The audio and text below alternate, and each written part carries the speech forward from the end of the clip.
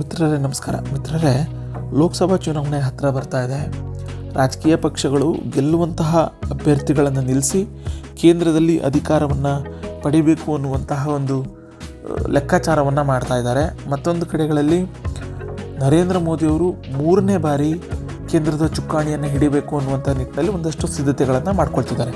ಇದಕ್ಕೆ ವಿರುದ್ಧವಾಗಿ ಕಾಂಗ್ರೆಸ್ ಆಗಿರ್ಬೋದು, ಕಾಂಗ್ರೆಸ್ನ ಮಿತ್ರಕೂಟಗಳು ಇಂಡಿಯಾ ಅಂಥೇಳಿ ಮೈತ್ರಿಕೂಟವನ್ನು ಮಾಡಿಕೊಂಡು ಹೇಗಾದರೂ ಮಾಡಿ BJPಯನ್ನು ಈ ಬಾರಿ ಅಧಿಕಾರದಿಂದ ದೂರ ಇಡಬೇಕು ಅನ್ನುವಂತಹ ಒಂದು ಚಿಂತನೆಯನ್ನು ಮಾಡ್ಕೊಳ್ತಿದ್ದಾರೆ. ಆದರೆ ಮತ್ತೊಂದು ಬೆಳವಣಿಗೆಗಳಲ್ಲಿ ಯಾವಾಗ BJP ವಿರುದ್ಧ ಅಥವಾ NDA ವಿರುದ್ಧ ಇಂಡಿಯಾ ಮೈತ್ರಿಕೂಟ ಸ್ಟ್ರಾಂಗ್ ಆಗಬೇಕಾಗಿತ್ತು, ದಿನ ಕಳೆದಂತೆ ಅದು ವೀಕ್ ಆಗ್ತಾ ಹೋಗ್ತಾ ಇದೆ. ಅದರಲ್ಲಿ ಇಂಡಿಯಾ ಮೈತ್ರಿಕೂಟದಲ್ಲಿ ಬಿರುಕು ಕೂಡ ಹೆಚ್ಚಾಗ್ತಾ ಹೋಗ್ತಾ ಇದೆ. ಮಮತಾ ಬ್ಯಾನರ್ಜಿ ಆಗಿರ್ಬೋದು, ಅರವಿಂದ್ ಕೇಜ್ರಿವಾಲ್ ಆಗಿರ್ಬೋದು, ಜೊತೆಗೆ ನಿತೀಶ್ ಕುಮಾರ್ ಎಲ್ಲರೂ ಕೂಡ ಇಂಡಿಯಾ ಮೈತ್ರಿಕೂಟದಿಂದ ಆಚೆ ಬರುವಂಥ ಕೆಲಸವನ್ನು ಮಾಡ್ತಿದ್ದಾರೆ. ಆ ಮೂಲಕ ಇಂಡಿಯಾ ಮೈತ್ರಿಕೂಟ ವೀಕ್ ಆಗ್ತಾ ಹೋಗ್ತಾ ಇದೆ. ಸೊ ಲೋಕಸಭಾ ಚುನಾವಣೆ ಹತ್ತಿರ ಬರ್ತಾ ಇದ್ದಂತೆಯೇ BJP ರಾಮ ಮಂದಿರ ಉದ್ಘಾಟನೆ ಮಾಡ್ತು, ಹಿಂದುತ್ವದ ಟ್ರಂಪ್ ಕಾರ್ಡನ್ನು ಬಳಸ್ತಾ ಇದೆ, ಮುಸ್ಲಿಂ ವಿರೋಧಿ ಅಲ್ಲ ಅನ್ನುವಂಥ ಒಂದು ಟ್ರಂಪ್ ಕಾರ್ಡನ್ನು ಬಳಸ್ತಾ ಇದೆ. ಈ ರೀತಿಯಾದಂಥ ಆರೋಪವನ್ನು ಕಾಂಗ್ರೆಸ್ ಆಗಿರ್ಬೋದು ಅಥವಾ BJPಯ ಮಿತ್ರ ವಿರೋಧ ಪಕ್ಷಗಳು ಎಲ್ಲವೂ ಕೂಡ ಮಾಡ್ತಿದ್ದಾವೆ. ಇದೆಲ್ಲದರ ನಡುವೆ ಲೋಕಸಭಾ ಚುನಾವಣೆಗೆ ಹಿಂದುತ್ವ ಆಗಿರ್ಬೋದು, ರಾಮ ಮಂದಿರ ಉದ್ಘಾಟನೆ ಎಲ್ಲವೂ ನಮಗೆ ಕೈ ಹಿಡಿಯುತ್ತೆ ಅನ್ನುವಂಥ ಒಂದು ನಂಬಿಕೆ BJPಯದ್ದಾಗಿದ್ದರೆ, ಕಾಂಗ್ರೆಸ್ಸು ಇಂಡಿಯಾ ಮೈತ್ರಿಕೂಟ ನಾವೇನು ಮಾಡ್ಕೊಂಡಿದ್ದೀವಿ, ಇದೇ ನಾವು ಕೇಂದ್ರದಲ್ಲಿ ಅಧಿಕಾರಕ್ಕೆ ಬರಲಿಕ್ಕೆ ನಮಗೆ ಒಂದು ಬುನಾದಿ ಅನ್ನುವಂತಹ ಒಂದು ಆಸೆಯಲ್ಲಿ ಇಂಡಿಯಾ ಮೈತ್ರಿಕೂಟ ಇದೆ. ಇದರ ನಡುವೆ ಚುನಾವಣಾ ತಂತ್ರಜ್ಞ ಅಥವಾ ಚುನಾವಣಾ ಚಾಣಕ್ಯ ಪ್ರಶಾಂತ್ ಕಿಶೋರ್ ಇತ್ತೀಚೆಗೆ ಒಂದು ಸ್ಟೇಟ್ಮೆಂಟನ್ನು ಕೊಟ್ಟಿದ್ದಾರೆ. ಅವರು ಕೊಟ್ಟಿರುವಂಥ ಒಂದು ಸ್ಟೇಟ್ಮೆಂಟ್ ರಾಜಕೀಯ ವಲಯದಲ್ಲಿ ಸಾಕಷ್ಟು ಸಂಚಲನವನ್ನು ಮೂಡಿಸಿದೆ. ಹಿಂದೆ ನಡೆದಂತಹ ಬಹುತೇಕ ರಾಜ್ಯಗಳ ವಿಧಾನಸಭಾ ಚುನಾವಣೆ ಆಗಿರ್ಬೋದು, ಜೊತೆಗೆ ಲೋಕಸಭಾ ಚುನಾವಣೆ ಸಂದರ್ಭದಲ್ಲಿ ಈ ಹಿಂದೆ ಪ್ರಶಾಂತ್ ಕಿಶೋರ್ ಯಾವ ರೀತಿಯಾದಂಥ ಒಂದು ಭವಿಷ್ಯವನ್ನು ನುಡಿದಿದ್ರು, ಅದು ಸಕ್ಸಸ್ ಆಗಿತ್ತು. ಅವರು ಯಾವ ರೀತಿಯಾದಂಥ ಒಂದು ಹೇಳಿಕೆಗಳನ್ನು ಕೊಟ್ಟಿದ್ರು ಅಂದರೆ ಇಂಥ ರಾಜ್ಯದಲ್ಲಿ ಇಂಥ ಪಕ್ಷ ಅಧಿಕಾರಕ್ಕೆ ಬರುತ್ತೆ ಅಥವಾ ಕೇಂದ್ರದಲ್ಲಿ ಇಂತಹ ಒಂದು ಪಕ್ಷ ಅಧಿಕಾರಕ್ಕೆ ಬರುತ್ತೆ ಅನ್ನುವಂಥ ಒಂದು ಭವಿಷ್ಯವನ್ನು ನುಡಿದಿದ್ರು. ಆ ಭವಿಷ್ಯ ಸತ್ಯ ಆಗಿತ್ತು. ಯಾವಾಗ ಚುನಾವಣೆ ಹತ್ತಿರ ಬರ್ತಾಯಿದೆ, ರಾಮ ಮಂದಿರ ಉದ್ಘಾಟನೆ ಆಯಿತು. ಉದ್ಘಾಟನೆ ಆದ ನಂತರ ಪ್ರಶಾಂತ್ ಕಿಶೋರ್ ಒಂದು ಹೇಳಿಕೆಯನ್ನು ಕೊಟ್ಟಿದ್ದಾರೆ. ಈ ಬಾರಿ ಕೇಂದ್ರದಲ್ಲಿ BJPನೇ ಅಧಿಕಾರಕ್ಕೆ ಬರುತ್ತೆ, NDA ಮೈತ್ರಿಕೂಟಕ್ಕೆ ಸ್ಪಷ್ಟ ಬಹುಮತ ಬರುತ್ತೆ, 3ನೇ ಬಾರಿನೂ ಪ್ರಧಾನಿಯಾಗಿ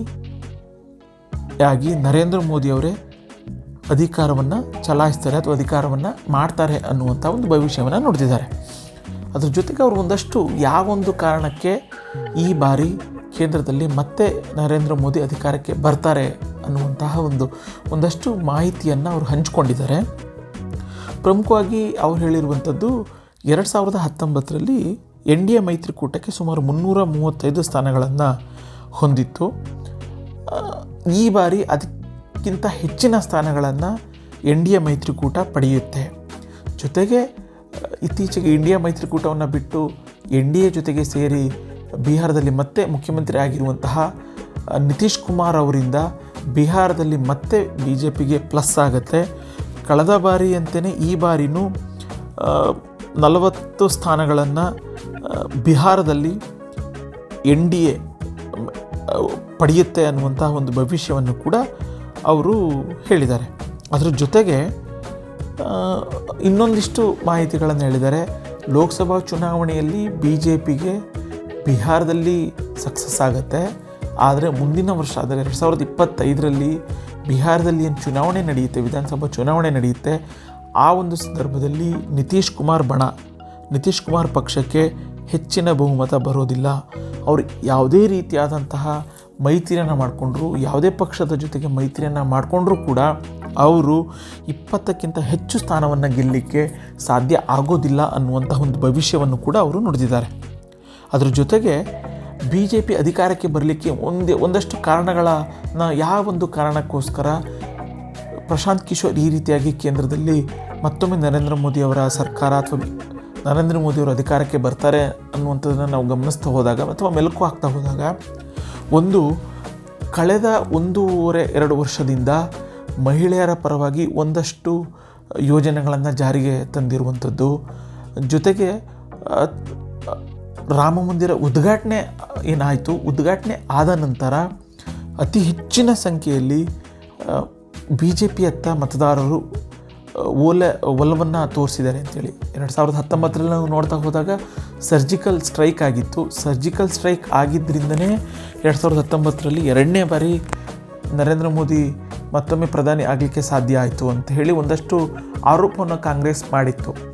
ಈಗ 2024 ಲೋಕಸಭೆ ಚುನಾವಣೆ ಅಂತ ಬಂದಾಗ ಏನು 2019ರಲ್ಲಿ ಸರ್ಜಿಕಲ್ ಸ್ಟ್ರೈಕ್ ಮಾಡ್ತು, ಅದಕ್ಕಿಂತ ಹೆಚ್ಚಿನ ಪ್ರಮಾಣದಲ್ಲಿ ಎಫೆಕ್ಟು ಮತದಾರರ ಮೇಲೆ ರಾಮ ಮಂದಿರ ಉದ್ಘಾಟನೆ ಆಗಿರೋದ್ರಿಂದಲೇ ಆಗಿದೆ ಅನ್ನುವಂಥ ಒಂದು ಅಭಿಪ್ರಾಯ ವ್ಯಕ್ತ ಆಗ್ತಾ ಇದೆ.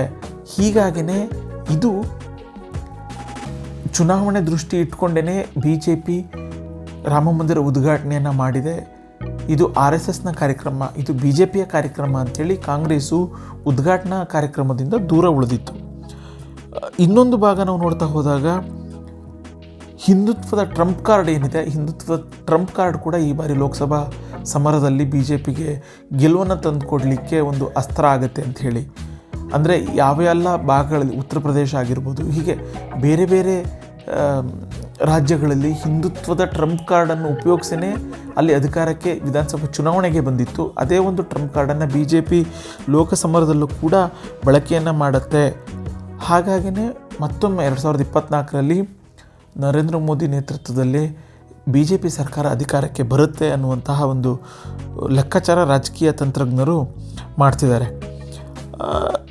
ಮತ್ತೊಂದು ಭಾಗದಲ್ಲಿ ಬಿಹಾರದಲ್ಲಿ ಯಾವಾಗ ನಿತೀಶ್ ಕುಮಾರ್ ಇಂಡಿಯಾ ಮೈತ್ರಿಕೂಟವನ್ನು ಬಿಟ್ಟು NDA ಮೈತ್ರಿಕೂಟ ಸೇರಿದರು, ಅದು ಕೂಡ ಬಿಹಾರ ಸುತ್ತಮುತ್ತ ಬಿಹಾರ ಆಗಿರ್ಬೋದು, ಜೊತೆಗೆ ಬಿಹಾರಕ್ಕೆ ಹೊಂದ್ಕೊಂಡಂತೆ ಇರುವಂತಹ ರಾಜ್ಯಗಳಲ್ಲಿ BJPಗೆ ಅದು ಬೂಸ್ಟ್ ಆಗಿದೆ.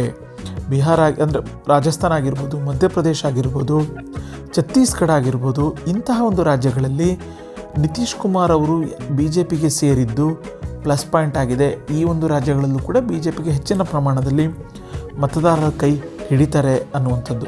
ಹಾಗೆಯೇ ಉತ್ತರ ಪ್ರದೇಶದಲ್ಲಿ ನಾವು ಗಮನಿಸ್ತಾ ಹೋದಾಗ ಅಯೋಧ್ಯೆ ರಾಮ ಮಂದಿರ ಉದ್ಘಾಟನೆ ಏನಾಯಿತು, ಅದು ಉತ್ತರ ಪ್ರದೇಶದಲ್ಲಿ ಬೂಸ್ಟ್ ಆಗಲಿಕ್ಕೆ ಅಂದರೆ BJP ಪರವಾಗಿ ಮತದಾರರು ಟರ್ನ್ ಆಗಲಿಕ್ಕೆ ಒಂದು ಕಾರಣ ಆಯಿತು ಅಂಥೇಳಿ.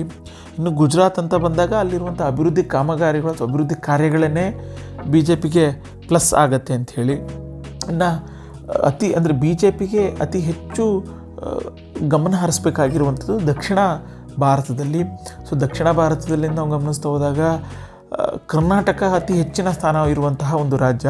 ಸೊ ಇಲ್ಲಿಗೆ ಆಲ್ರೆಡಿ ಕಾಂಗ್ರೆಸ್ ಸರ್ಕಾರ ಅಧಿಕಾರದಲ್ಲಿ ಇದೆ.